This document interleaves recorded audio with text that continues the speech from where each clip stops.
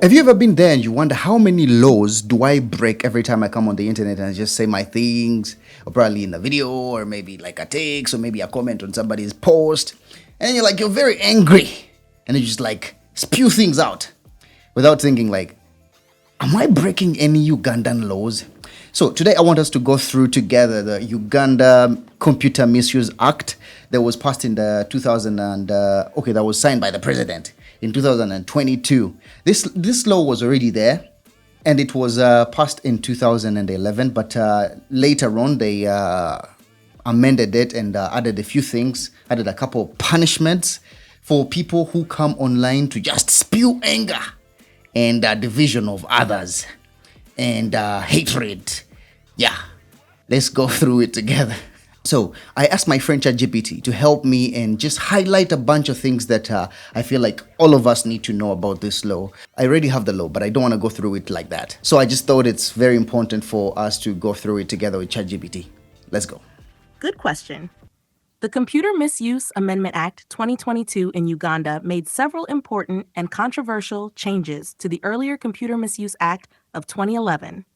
Here are the key highlights, plus some of the criticisms and implications. Key provisions of the Computer Misuse Amendment Act 2022. 1. Expanded definition of unauthorized access. The law broadens the offense of unauthorized access. Now it's illegal not just to access someone's data or program without permission, but also to voice or video record another person without authorization. The Library of Congress. Share any information about or relating to another person, even if you didn't hack into their system. The Library of Congress. Penalties for this offense are now much harsher, up to 10 years in prison or a fine up to 750 currency points, which is about UGX 15 million. That's crazy, So here's the thing.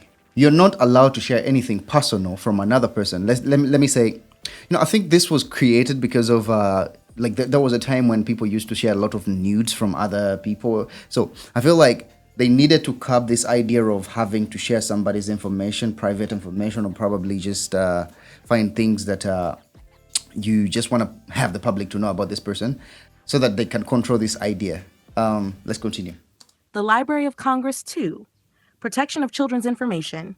A new provision, Section 23A, makes it an offense to send, share, or transmit any information relating to a child through a computer without the consent of their parent or guardian, unless the sharing is in the best interests of the child. Parliament bills. Penalty? Up to 7 years in jail or a fine up to 750 currency points. So this is one of the articles, this is protection of children, that I really, really feel like it's very important. Anyway, it was put probably to sort of like curb people who go like, these are their children, if you know what I mean. You don't just share people's children like that and you're like, these are their children. They also have children. Here they are. But anyway, I just don't like the idea of having to share somebody's child, unless, now I'll give you an example, like Shiba, she shares her kid all the time, so you can share those pictures because they're like public information. But then again, you just go around taking people's children's pictures and then you share them online. This is the law that curbs you, and you go to jail for 7 years or probably pay 15 million. Let's continue. Parliament Bills 3. Hate speech. The act criminalizes writing, sending, or sharing information through a computer that is likely to ridicule, degrade, or demean someone, a person, tribe, gender, religion, etc., create divisions along religious, ethnic, or gender lines, promote hostility against a group or person. The Library of Congress. Wait. Now, this clause, the hate speech, I don't understand it. Okay, they say that you're not supposed to say anything hateful to another person online. And this is the most broken law on the internet today. Like, these people hate these people call these other people something, and then the others call these other people something. It's like crazy that people go online and they don't even realize that what I'm talking right now, it's literally hate speech. So they say that you're not supposed to ridicule, degrade, or demean someone. Why do I feel like this is more for like the abakuru, Because people used to abuse these people so much. So they went and created the law that comes down on degeneracy when it comes to talking things. People used to abuse each other so much. So it goes ahead to go like a person's tribe, gender, or religion. Yeah, now me who is not religious, I can come out here and say that I don't care about Jesus or I don't care about Muhammad. I mean, did I hurt anybody? Okay, I don't have to disrespect the whole thing. I just have to really recognize that other people do take it important, and just because I don't believe in it, I don't have to be vulgar about it. Yeah, I understand that too, but anyway. Does Uganda have freedom of speech? Because to me, this feels like it falls into the freedom of speech. Because if I come out and I go like, I want to call this person something, something, something, or I tell them to go eat their mother something, something, and like, let me ask Google, does Uganda have freedom of speech? Yes, the 1995 Constitution of Uganda guarantees the right to freedom of speech and expression under Article 29. However, this right is subject to limitations by laws that prohibit inciting violence, spreading hate speech, defamation, and other actions that infringe upon the rights of others or the public interest. It's crazy that even Google is taking us back to the same law. Let's continue with the law. Penalty: up to 7 years imprisonment or a fine, equivalent to $4,000 in some analyses, for such hate speech. The Library of Congress 4. Unsolicited information. The law introduces an offense for sending unsolicited information through a computer, defined as information transmitted without the recipient's consent via the internet, but it explicitly excludes unsolicited commercial communication. The Library of Congress. Penalty: up to 7 years jail or a fine. You know, this unsolicited information is the one that really confuses me quite a bit because, I mean, how do you gauge unsolicited information? Like, how do you sieve it? That's confusing. But yeah, don't send out unsolicited information on the internet when the person doesn't allow it or whatever. Whoever that is going to take people into like the courts of law to use this clause, wish you good luck.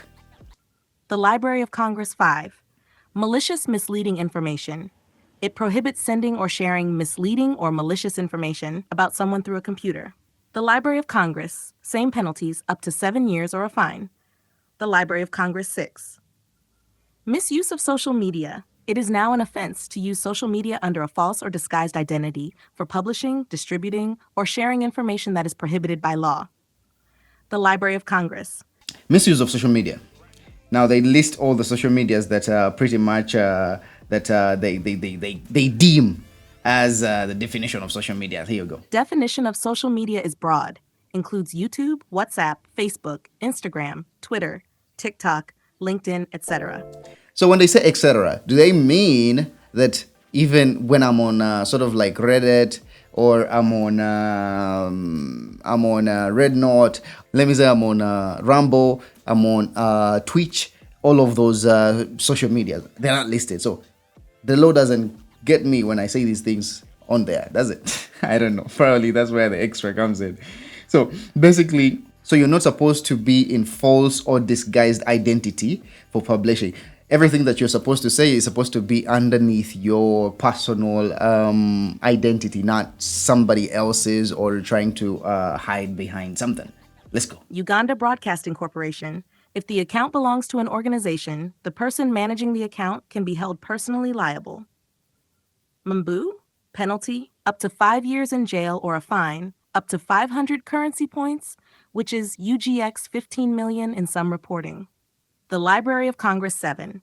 Banned from public office, originally proposed but removed. Initially, the bill sought to bar people convicted under this law from holding public office for 10 years. Mimbu. However, some reports say this clause was deleted during the parliamentary process. Yeah, this clause doesn't exist there anymore. Like I went through the law and that clause is not there. Banned from like public office and stuff like that. Watchdog Uganda. Criticisms, concerns, and legal challenges. Freedom of expression risks. Many civil society organizations and digital rights groups argue that the law is too vague, especially around malicious or unsolicited information, and could be used to stifle dissent, especially online political criticism. Amnesty International overlap with existing laws. Critics note that some of the behaviors criminalized by the amendment are already covered by other laws, like the Data Protection Act or the Regulation of Interception of Communications Act. That's exactly like, most of this law, like the Data Protection Act and the Communication Act, like there are things you're not supposed to say when it comes to like public address. So this law was probably tailored to basically okufunabo anybody who is going to spew anything, let me say, a little bit vulgar and not really that good against the government, so that they can have something to get them like, you say this and this is the law and now this is how much you're going to be in jail. You should be careful when you start talking about things you don't really know. So this law can get you. I'm not a lawyer. I don't know how they go around things that they get people in it. So let's continue. Acme, Uganda, harsh penalties. The fines and prison sentences are seen as very punitive, potentially disproportionate, and likely to have a chilling effect on free speech. Watchdog Uganda. Legal challenges. The Uganda Law Society has petitioned the Constitutional Court, arguing that key sections, e.g., on hate speech, unsolicited information, violate freedom of speech. Monitor. A rights group, Legal Brains Trust, has taken the law to the East African Court of Justice, claiming it violates regional human rights and governance norms. Monitor. Court ruling on previous law.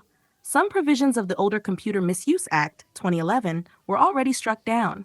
For example, Section 25 on offensive communication was declared unconstitutional by the Ugandan Constitutional Court. Article 19. Implications and significance. The law represents a tightening of control over online speech in Uganda by criminalizing a broad set of online behaviors, hate speech, malicious information, unsolicited messages. It could restrict how people communicate and share content online. Journalism, activism, and whistleblowing could be particularly affected. Investigative journalists or citizen journalists might face legal risk for recording or sharing sensitive information, especially if it's considered malicious or unsolicited. That's the part that kind of gets me confused. Like, what is malicious information? What is unsolicited? I don't know. When I read the law, it doesn't define it. So it's open to interpretation when it gets to like court. So you are supposed to pretty much know exactly what those things mean before you get to do the unsolicited or malicious information, or else you'll be caught in things you don't even know. On the other hand, the law may help address genuine cyber threats. It strengthens penalties for hacking, unauthorized access, and misuse of personal data, especially children's data. The ongoing legal challenges mean that parts of the law may be struck down or limited in the future, depending on court rulings. Exactly. Like it cannot be all wrong, really. Most of the stuff that are in there, they're very good for the society, because I feel like a society without laws is a society that is going to die. And a society without a strong arm of ruling, that's a society that is going to go to shit. So this law is kind of needed, but it wasn't because of what was already there with the Communications Act and the other Data Protection Act. So thank you for watching. Please subscribe and I'll come back with more. See ya!